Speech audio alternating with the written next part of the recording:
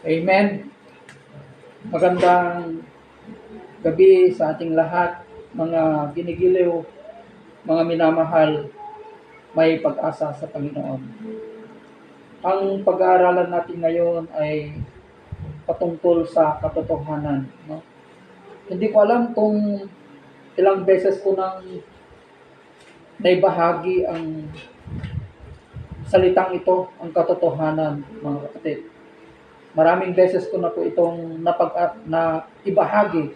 Ngunit magkakaibang kapahayagan ng Panginoon. No?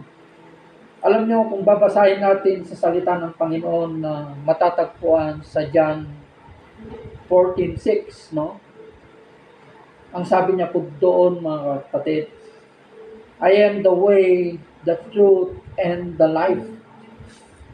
Ito yung deklarasyon ng ating Panginoong Jesucristo patungkol sa kanyang sarili, na sa kanya lamang natin masusumpungan ang katotohanan.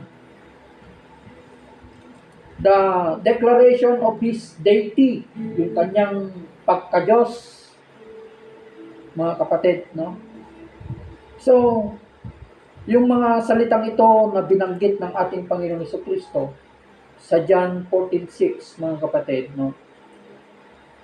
Ito yung mga salitang binanggit niya nung siya ay nandito pa sa lupa, mga kapatid, no? Yung kanyang deklarasyon na I am the way, the truth, and the life. Ako lamang ang katotohanan, sinasabi po ng ating Panginoong Jesucristo, mga kapatid. Alam niyo, mga kapatid, no? Nung nagkatawang tao ang Espiritu ng Diyos, naging tao ang salita. Katulad ng sinasabi niya sa John 1:1, in the beginning, there was a Word, and the Word was with God, and the Word was God, mga kapatid. Nung nagkatawang tao ang Espiritu ng Diyos sa pamamagitan ng ating Panginoong Jesucristo, mga kapatid, no? Marami pa rin ang hindi kumilala, sumampalataya sa ating Panginoong Jesucristo, mga kapatid. Marami ang hindi kumilala, marami ang hindi tumanggap, itinatwa nila ang ating Panginoong Jesucristo, mga kapatid. Hindi nila tinanggap, mga kapatid. At ang mga hindi tumanggap sa Kanya ay walang iba, mismo ay yung mga taong nag-aral ng Kanyang pagka-Diyos. Yung pagka-Diyos ng Diyos na pinag-aaralan nila during Sabbath day. Pero nung dumating sa kanilang kalagitnaan, hindi nila ito nakilala because they are expecting that the coming of the Messiah or the Christ of God ay ang inaasahan nila, He is coming like a king na marami siyang mga tauhan, parang presidente, siya ay mayaman. Pero yung the expectation of these people, no, of Israel, iba ang dumating na Messiah, mahirap, isang lingkod, isang servant, mga kapatid. So, kaya, yun ang isang kadahilanan kung bakit nagduda, hindi naniwala ang mga relihiyosong tao na ito sa bayan ng Israel, mga kapatid. Pero alam nyo, ang tagpong ito, mga kapatid, do you think na kapag ang Panginoong Jesucristo ay ipinanganak na mayaman, do you think na mararanasan kaya niya ang ipako sa krus? Naranasan kaya niya yung mga hirap na pinagdadaanan ng tao dito sa ibabaw ng lupa, yung pinagdadaanan natin na hirap ng buhay? Kaya nga naranasan niyang umiyak. Di ba? Naranasan niya pong umiyak. Naranasan niyang nagutom. Naranasan niyang nauhaw. Lahat ng pinagdadaanan ng tao ay naranasan ng ating Panginoong Jesucristo na nagkatawang tao na Diyos, mga kapatid. No? So, hindi nakilala ng mga taong napakataas ng pinag-aralan, yung nag-aral ng pagka-Diyos ng Diyos, kundi ang nakikilala sa ating Panginoong Jesucristo ay walang iba kundi yung mga taong umaamin sa kanilang sarili na sila ay makasalanan. Yung nagpapakumbaba, tinitignan nila yung kanilang sarili na makasalanan. Yung mga tax collector, yung mga babaeng mababaw ang lipad, yung mga hindi nag-aral, yung mga karpintero, yung mga mangingisda, yung mga bulag. Imagine yung bulag, nakilala niya yung nagkatawang tao na Diyos. Bulag yun niya. Dinedeklara niya na Jesus, anak ni David.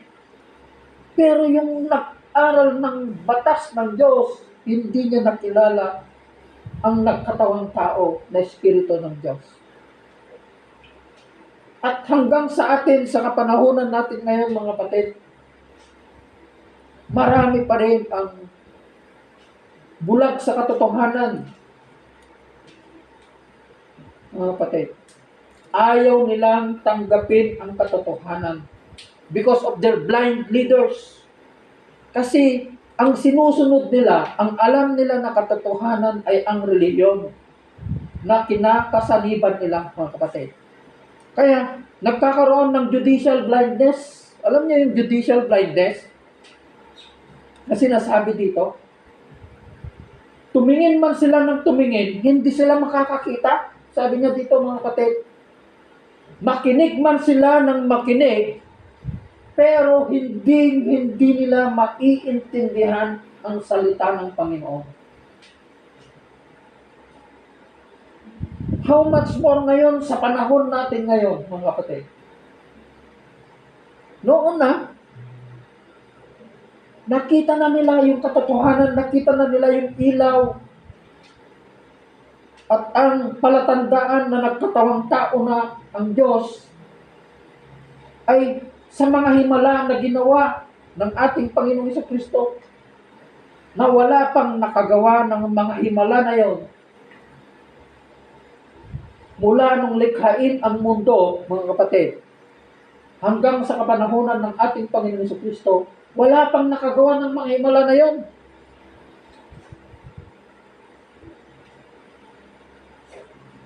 Binuhay niya yung nabubulok na tao. Imagine that. He is already in the state of decomposition. Si Lazarus, binuhay niya. Ano pa? Yung bulag nakakita. Yung tubig naging alap. Napakaraming himala ang ginawa ng ating Panginoong Jesucristo.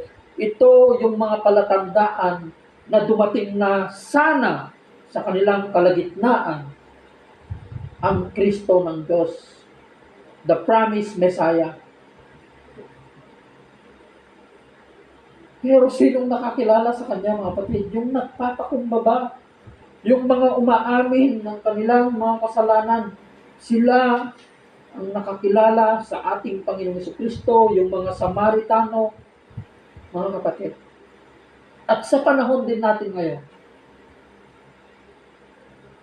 mga kapatid, ano ba ang katotohanan? Kaya nga, sa panahon natin ngayon, ang alam ng tao na katotohanan, yung sinusunod nilang leader, yung ritual at alituntunin ng simbahan, yun ang alam nila na katotohanan. Yung marami sila sa loob ng simbahan, yung pag marami ang miyembro, maraming pumupunta, ang alam nila, yun na ang katotohanan. Ang alam nila na katotohanan, yung nakikita nila ang isang bagay. Pero hindi po yun ang katotohanan. Ang sinasabi ng salita ng Panginoon, mga kapatid. Ano nga ba ang katotohanan ngayon? Alam nyo kung ano ang katotohanan ngayon? Ang katotohanan ngayon ay walang iba kundi ang salita ng Panginoon. It's only the Bible. Ito lang pong Biblia ang katotohanan. Ito po ang katotohanan na iniwan sa atin ng Panginoon, mga kapatid. Opo, ito na po ang katotohanan ngayon. Ito ay naglalarawan, sumisimbolo ng pagkatao, pagka-Diyos ng ating Panginoong Jesucristo, mga kapatid. Kaya nga ito ang iniwan niya sa atin na basehan ng ating pananampalataya. Mga kapatid. Kaya nga,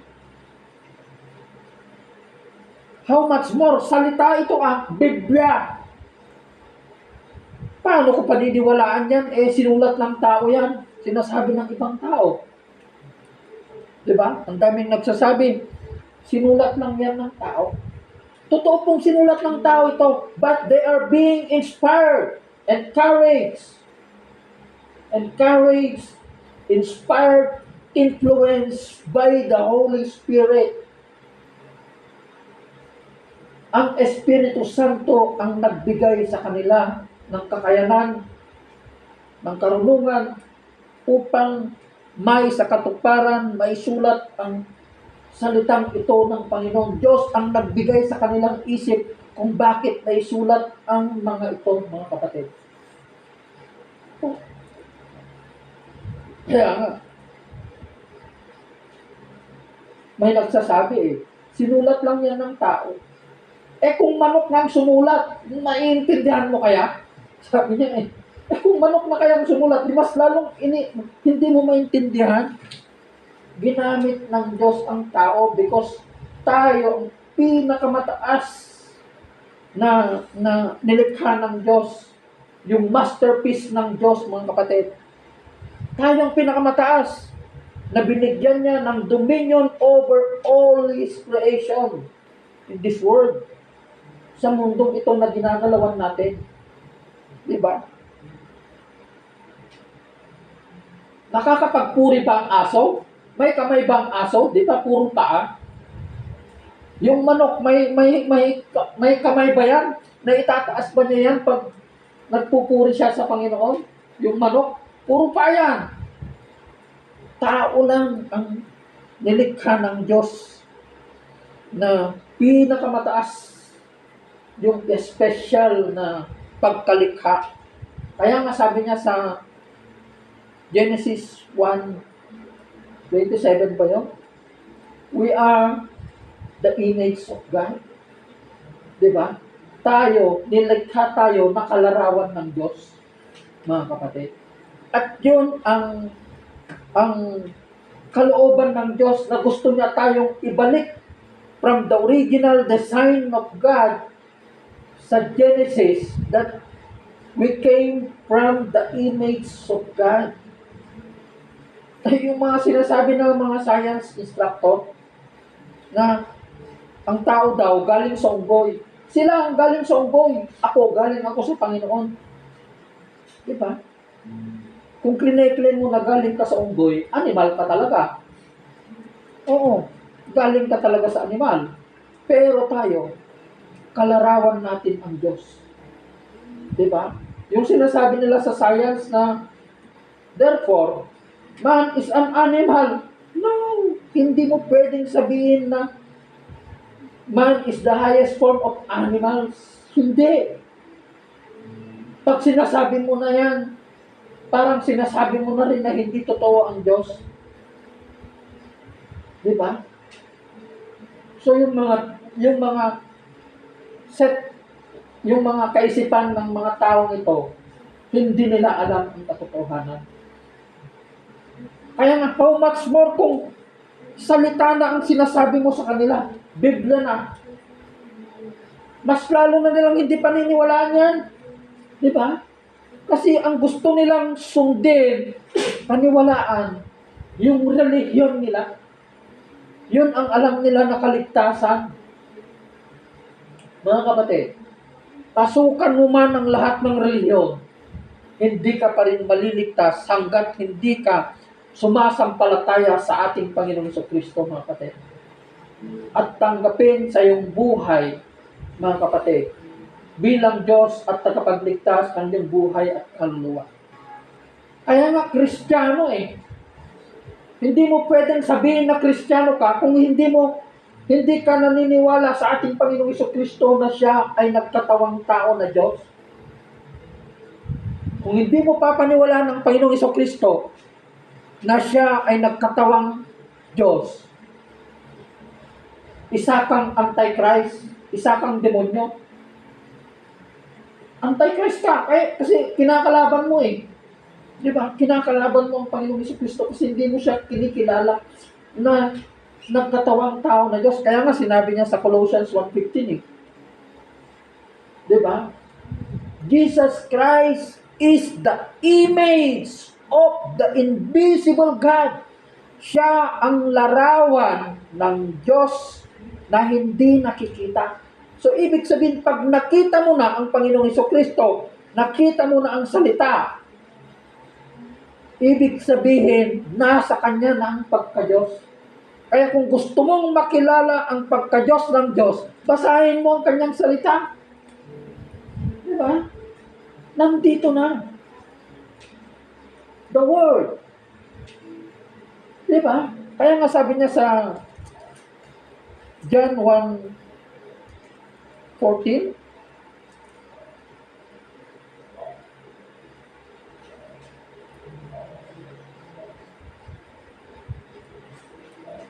sabi niya dito sa John 1:14, naging tao ang salita at nanirahan sa piling namin.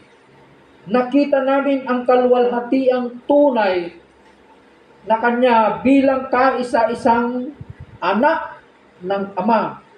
Siya ay puspos ng kagandahang loob at ng katotohanan, mga kapatid. Kaya nga sabi niya sa Acts, ito ang sinabi ni Pablo sa mga Hudyo, mga kapatid, Acts 13:46. Sa inyo muna sana dapat ipahayag ang salita ng Diyos. Dapat sila sana ang dapat unang tatanggap. Ngunit dahil itinakwil ninyo ito, sino ba ang itinakwil nila? Ang ating Panginoong Kristo, hindi nila tinanggap. Hinahatulan ninyo ang inyong sarili na kayo'y hindi karapat-dapat sa buhay na walang hanggan. Katulad din ng mga tao ngayon na ayaw tumanggap ang Biblia ng salita ng Panginoon. Ibig sabihin, pag hindi mo tinanggap ang salita ng Panginoon, hinahatulan mo na ang iyong sarili na hindi ka karapat-dapat sa buhay na walang hanggan.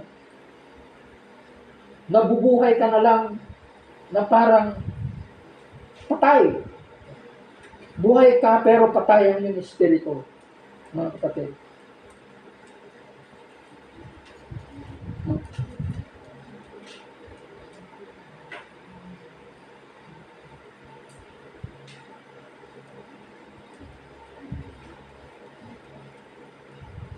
Sabi niya dito, mga kapatid,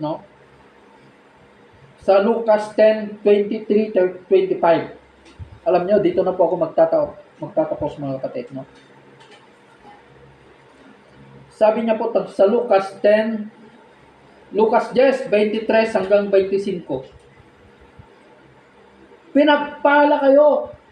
You are blessed sapagkat nakita ninyo ang mga nakikita ninyo ngayon.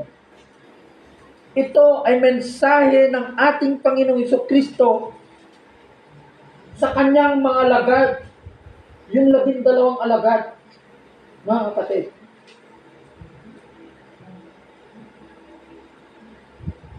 At hindi lang yung 12 alagad, kundi yung mga taga-Macedonia. Ano yung napag-aralan natin na lugar sa Nazareth? na Galatia ba yun? Taga Galatia? Yung mga kababayan ng ating Panginoong Jesucristo na sumunod sa Kanya, di ba? Sila, ito ang ibinibigay ng ating Panginoong Jesucristo at sa mga 500 na nakakita ng Kanyang muling pagkabuhay. Pinagpala kayo sapagkat nakita ninyo ang mga nakikita ninyo ngayon. Ano ba yung nakikita nila? Mga kapatid, yung mga himala na nagpapatunay na dumating na ang ating Panginoong Jesucristo sa kanilang kalagitnaan. Sinasabi ko sa inyo, maraming propeta at mga hari ang naghangad na makita ang inyong nakikita at marinig ang inyong naririnig, ngunit hindi nila ito nakita ni narinig. Alam niyo ang sinasabi dito ni Jesus, mga kapatid, ng ating Panginoong Jesucristo, matagal na pong naghintay ang mga tao ang pagdating ng Mesaya. Dahil naipropesiya na ito. Naipropesiya yan nung panahon ni Moses, ni Isaiah, ni Daniel, ni Joel. Napakarami, mga kapatid. Ilang daang taon ang nakalipas na hinihintay ng mga taong pagdating ng ating Panginoong Jesucristo. Subalit nung dumating siya, nagkatawang tao, hindi yung mga propeta, yung mga hari na nagnanais na makita ang pagkakatawang tao ng Diyos. Mga kapatid, namatay na sila yung mga iba. Subalit, yung mga iba, mga kapatid, nung kapanahunan ng ating Panginoong Jesucristo, kung sino yung mga hari noon, nung kapanahunan ng ating Panginoong Jesucristo, sila pa ang nag-udyok na ipako ang ating Panginoong Jesucristo. Sina Herodes, sino pa? Si Pontius Pilate, si Poncio Pilato. Kaya nga, alam niyo ni Pontius Pilate, yung tinanong niya ng ating Panginoong Jesucristo, binibigyan na niya ng pagkakataon para maligtas si Poncio Pilato. Pero ayaw niyang kailanganin yung katotohanan. Ipinaglaban na nga ang ating Panginoong Jesucristo ang katotohanan sa kanya eh. Ipinaglaban niya ang katotohanan. Yung katotohanan na yan, walang iba kundi ang Panginoong Jesucristo. Kaya nga sinabi, meron siyang sinabi dito sa sulat ni Paul na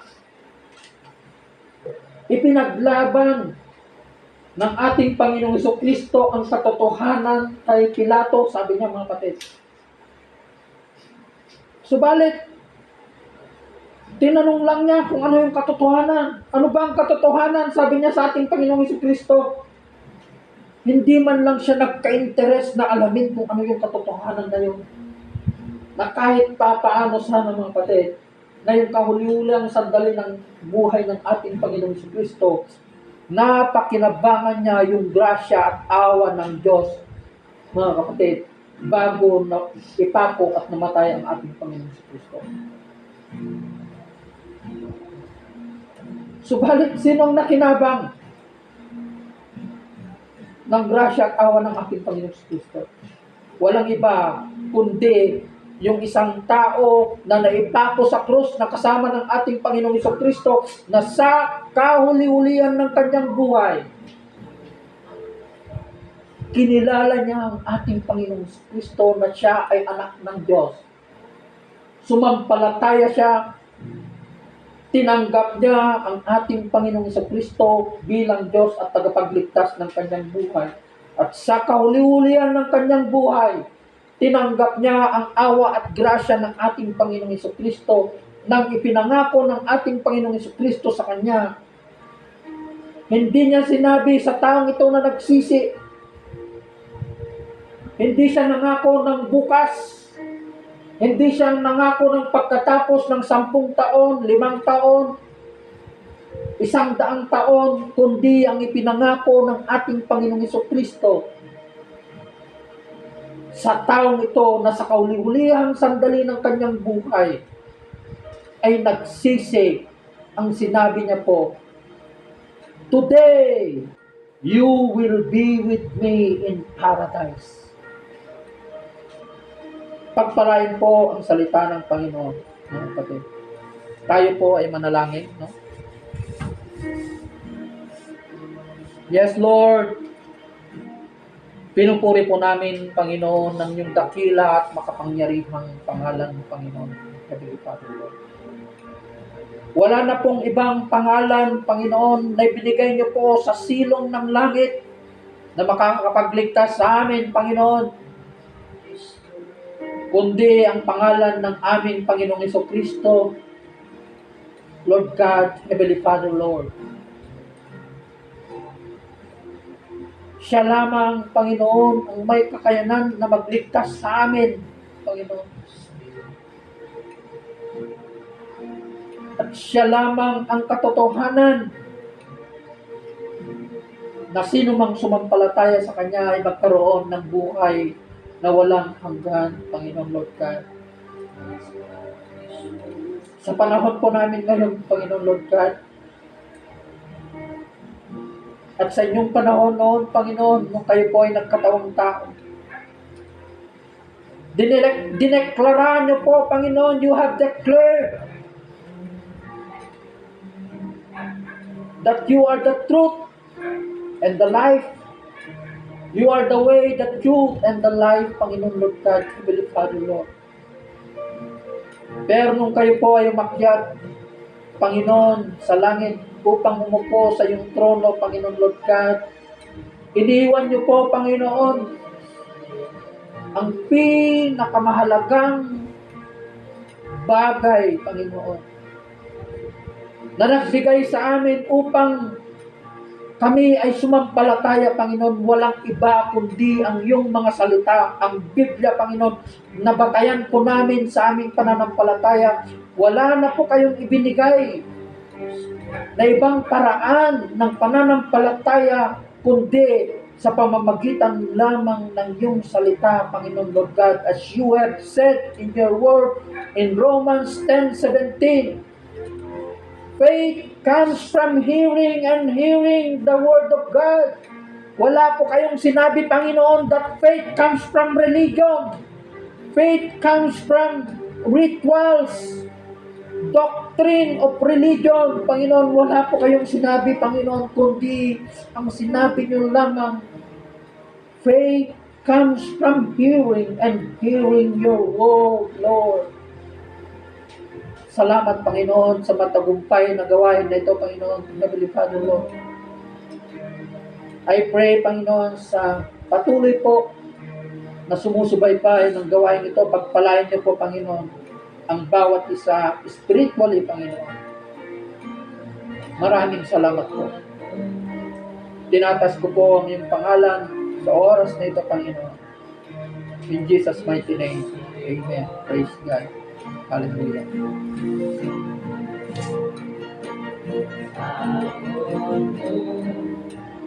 God bless everyone.